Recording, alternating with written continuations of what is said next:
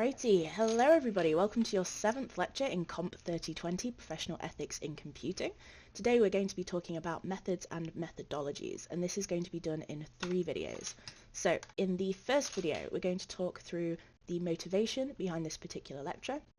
We're going to talk about what different research paradigms we might want to use when we're doing research. We're going to talk about what research methods actually are, and then we're going to talk about the difference between methods and methodology. In the next video, we will be talking about quantitative methods, different examples of quantitative methods, the pros and cons, and what makes quantitative methods produce good data. And then we will be doing the same for qualitative methods in the final video. So, by the end of these 3 videos, we're going to be able to explain the difference between a method and a methodology. We're going to be able to give examples of quantitative and qualitative methods. And then we're going to be able to apply those to our report. We're going to be able to recommend appropriate research methods in our report for our business. So why are we talking about research methods? Well, I thought it would be useful to start off by going through some of the things that we've already covered in this module and how they are contributing to our overall knowledge generation. I'm just going to move my face a little bit so you can read the screen. So in your report, as you know, there are several different things that you need to include.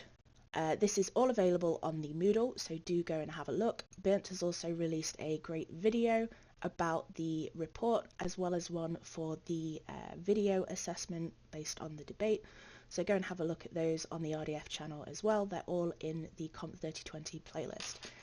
So in your report, we're going to ask you to provide some well-researched suggestions around a key issue about professional ethics that the company you've identified is likely to face now or in the future. In the report, you need to have identified a professional ethical issue that the company faces. You will provide an academic literature review on the key issues and debates surrounding that ethical topic. You will go through some ethical reflections on the topic. You will evaluate relevant professional standards, give us an analysis of current legal and regulatory requirements relevant to your ethical topic, and then you will provide us with a research plan for the company to do to better understand and monitor the topic going forward. Finally, you will provide us with a budgeted action plan for the company to put into effect some of the recommendations that you have based on your research so that they can tackle this ethical topic. So far in the module, we have obviously identified and agreed on an ethical topic that your group is interested in exploring. And this is useful for identifying the topic, but also for helping you shape the academic literature review, what the key issues are within that topic, what the key debates are, what do we need to know to help you to understand the action plan that you're recommending. We've identified who the company you work for is. And in doing this, we understood what their priorities are, who their clients are, what other stakeholders are involved in the business, how company decisions will affect the stakeholders, and that includes an understanding of where our income and outgoings are, so that we can then put a plan, an action plan in place that is realistic for the business.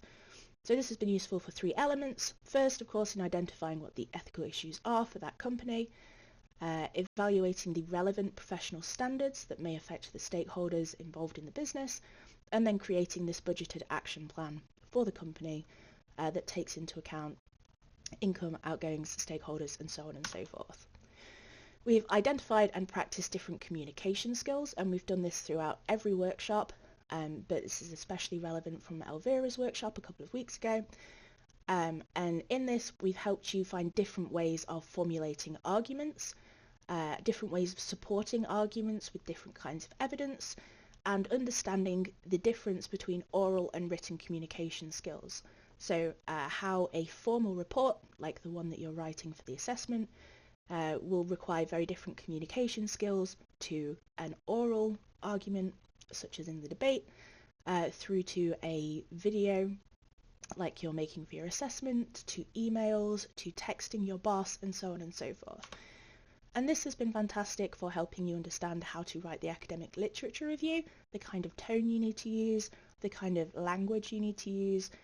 It will have helped with your ethical reflection, how you can make the ethical considerations you're having accessible to different people, to different stakeholders, and in your legal and regulatory requirements, again in terms of the language you need to use, but also in terms of making the content that you are now going to be experts in accessible for people who might not have as good an understanding of it. We've explored and unpacked different professional ethical codes. We've applied those codes to different ethical topics, different ethical questions, and to different stakeholders. And this has been really useful, of course, for the ethical reflection and for an evaluation of the relevant professional standards. And we've explored different philosophies of ethics and identified how they might apply to our topics. And of course, this is helpful for the ethical reflection, but this should also have helped you in thinking about your budgeted action plan, as in the ways that you have thought about what the company needs to do versus what it is legally obliged to do versus what it's ethically obliged to do versus what it is realistically going to do, and how all of those things might contradict or complement one another. So in this lecture, we're going to look at the strengths and weaknesses of different methods that you can recommend your company undertake. And this will be helpful for your research plan for the company, to help them better understand and monitor the topic that you've identified, but also again in the action plan, as you will have different constraints on which methods are realistic for your company to use based on the resources that you have available. So a small company may not be able to do a really long-term, large-scale project that generates lots and lots of data and need lots of time analysing, whereas a big business would find that much easier, and vice versa. A small business might be more interested in doing small-scale personal interventions that talk to individual people and capture more in-depth qualitative data. So hopefully by the end of these 3 videos we will have a good idea of what the strengths and weaknesses are of our different methods and how the business that we are recommending them to might be able to use them. So when we are doing research, we do research through what we call a research paradigm. And a research paradigm is an overall understanding of how we approach research. And it's shaped by things that are things like the professional background that we have, the education that we've had, our personal experiences, what the questions are that you want answering, what the resources you have are. All of these things will affect how you go about thinking about doing research. So a research paradigm is a foundational framework. And when you have considered all of these things and you have a holistic understanding of what you might need to be asking and answering, we apply a paradigm because it helps us understand what theories, practices, and methodologies are going to be useful for us in tackling this particular topic. Okay, so it is a philosophical basis that we use when we start a research project, and it then in turn, as well as being constrained by what we are doing the research for, it will shape the way that we go about doing the research. It will shape the ways that our own beliefs and assumptions and understanding of research are being applied to this particular topic.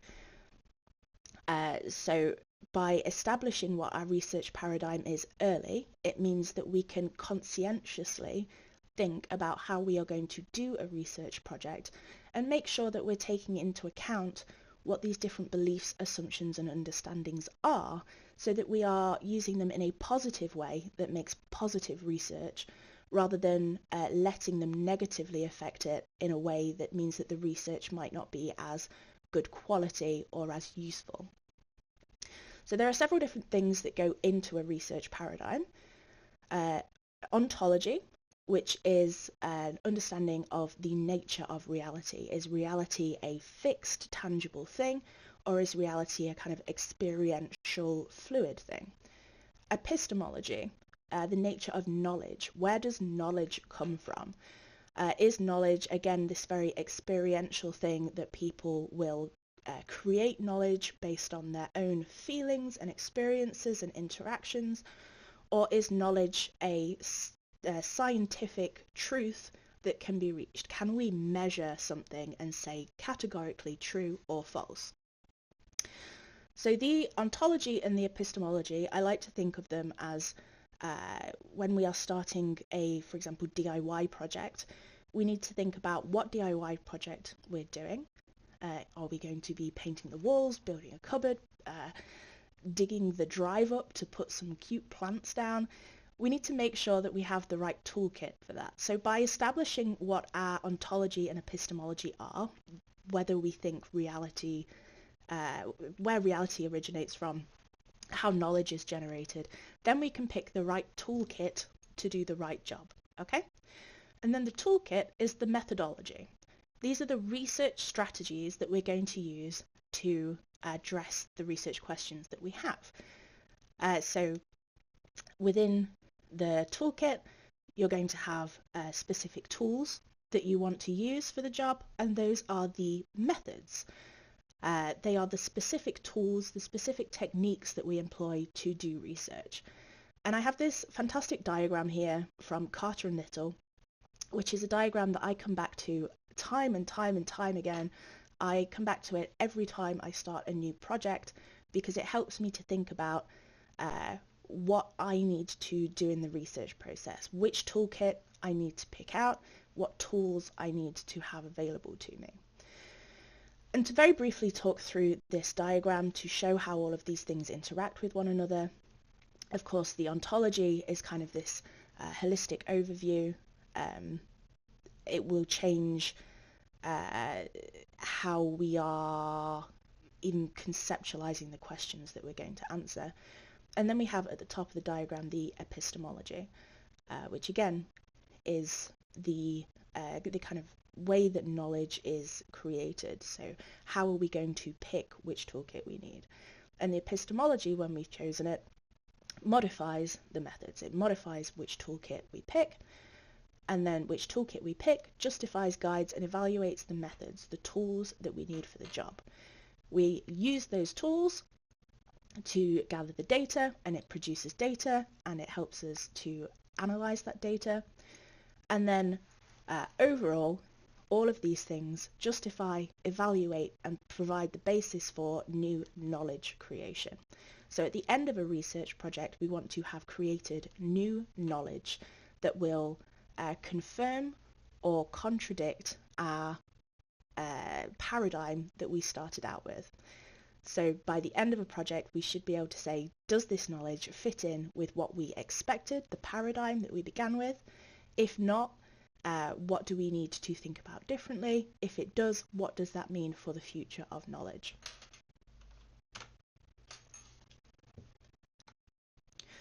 So there are three main paradigms that you might have come across throughout your degree in computer science. Some of these might be more familiar and comfortable to you. Some of them might be a little bit novel. And that will differ between you depending on what modules you've done, what experiences you've had, if you've done industry placements or anything like that. So the first one is the scientific paradigm. In this paradigm, computer science is a natural science, and it's very much used in branches around sort of artificial intelligence, and it considers programs as objects of study. So things that we can study and measure that contribute to science, the creation of knowledge. We have the mathematical paradigm, also known as the rationalist paradigm. This considers computer science as a branch of mathematics, and it often uses theoretical computer science as a foundation for it. So this may be more about quantum or statistics or something like that.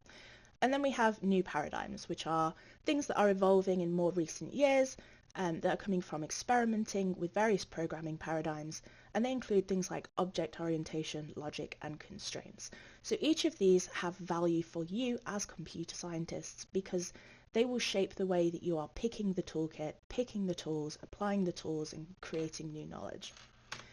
But they're not the only paradigms that might be of interest to you as computer scientists or within this report. We also have some paradigms that come from information systems.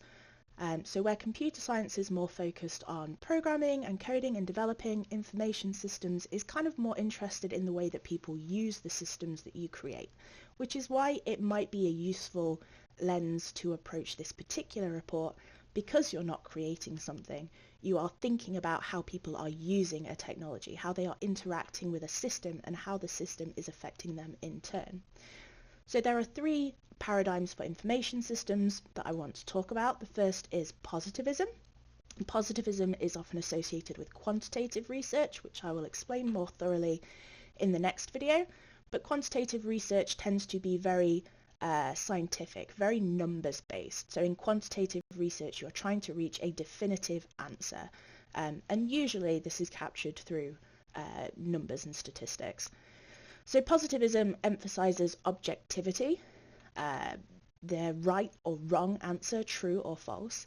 It uses things like empirical observation, so first-hand observation, and it uses deductive logic, to try and understand the observations that you are capturing to create those objective answers. And this means that positivists are often trying to create general laws that govern social behaviour. So an understanding of what rules are in place that everybody follows consciously, unconsciously, to behave a certain way in a certain context. And this is usually done again through systematic observation and through measurement. So do watch the quantitative research video to find out more about what that means. The next is interpretivism. So this is a qualitative approach to research, and this focuses on understanding social phenomena through qualitative methods like interviews, observations, and contextual analysis.